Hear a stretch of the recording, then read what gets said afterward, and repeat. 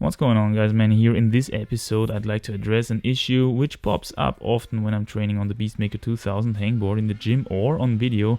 People keep asking how the hell it's even possible to hang these super bad slopers on the lateral upper part of the Beastmaker 2000. I wanted to treat this topic in a dedicated video because I find it's an excellent example of how crucial proper gripping technique can be on certain holds compared to just crushing the job with raw finger strength, which might work too, but is often not the most efficient solution, and this kind of efficiency can be deciding on problems where things add up move after move, So let's examine the enemy first before we orchestrate a proper attack. These slopers are very slopey. The angle of these is 45 degrees, which is steep, but at the same time I'd say that this would not really be a problem if we were dealing with something like granite or even indoor comp style volume slopers. Why? Because of the surface. This angle on a rough surface with a bit of chalk would probably still not be easy for beginners, but quite doable for most a bit more advanced climbers. The main problem with these Beastmaker slopers is the surface, which is of a smooth wooden texture. So the first question that arises right away for most people is how the hell can I produce enough friction on this thing without busting out the steel brush and going full cleaning lady mode? After carefully analyzing what I actually do when I hang these, I figured there's two main behaviors that do the trick, so to say. Firstly, we've got gripping technique, and secondly we have body positioning, or rather body disformation. That is the way how we hang the body below the hangboard so that forces are transduced to the fingers and therefore to the slopers in an ideal way. It also teaches us a lot about how we should behave on slopers in general. The target is to maximize friction and make hanging therefore as easy as possible, reducing necessary finger strength to a minimum. But don't get me wrong, you'll still need a decent amount of finger strength to hang these properly, even if you max out all the other stuff. And this is not a magic trick. Proper gripping technique is absolutely crucial on these holds in my opinion. Most people instantly grab these slopers like they would grab any other big surface hold, very open, getting a lot of finger surface into contact with the hold, hoping to create friction, which is a decent strategy if the whole surface has got some texture to it, like on granite, sandstone or indoor volumes. Doesn't really work on these slopers though, because the surface is so smooth. Most people simply slide off with that approach and ask themselves consequently how it is even physically possible to hang these.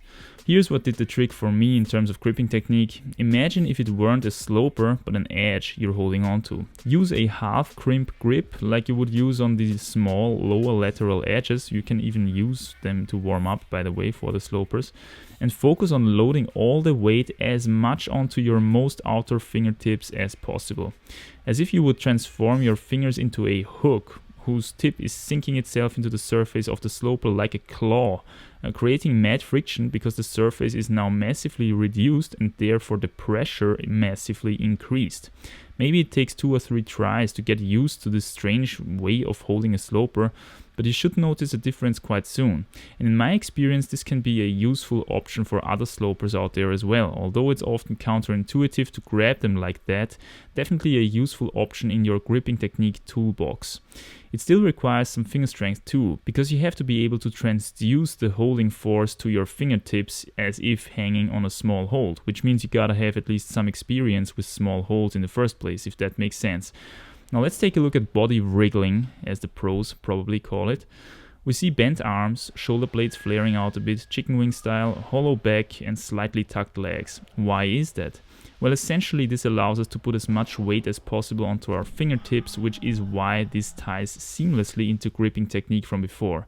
I could now say, wow, this allows us to get our weight in front or more below the hold, which is what we would always aim at when we climb on slopers, right? Or any other climbing hold for that matter. Yes, of course, but since we're just hanging from a hold without footholds, as long as we're not swinging, our center of gravity will always align perfectly perpendicular below the hold. That's just physics.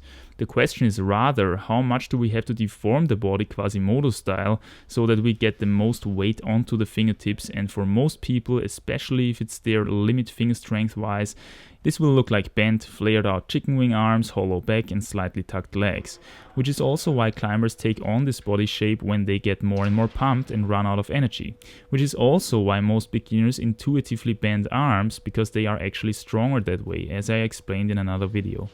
So you're executing as instructed, you're using gripping technique and excessive body unpicturesquing to move as much force to your fingertips as possible, but still can't get it done.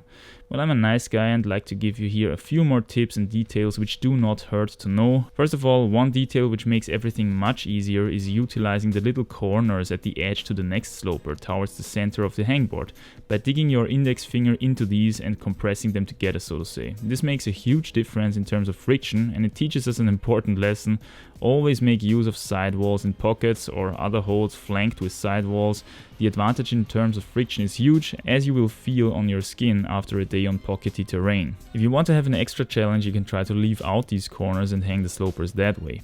Conditions matter greatly as well, as you can imagine. Here we have one example where conditions on the slightly moister side might be more beneficial than super dry conditions, interestingly, because when your skin is super hard and dry and crystally, the tendency to slip off smooth surfaces is even greater.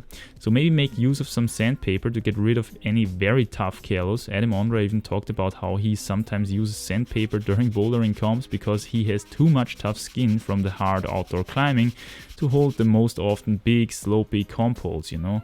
Maybe use a bit of soap, you dirty dirtbag climber, and get rid of the skin oil on your fingertips. And don't use too much chalk either, because you might just slip off of it.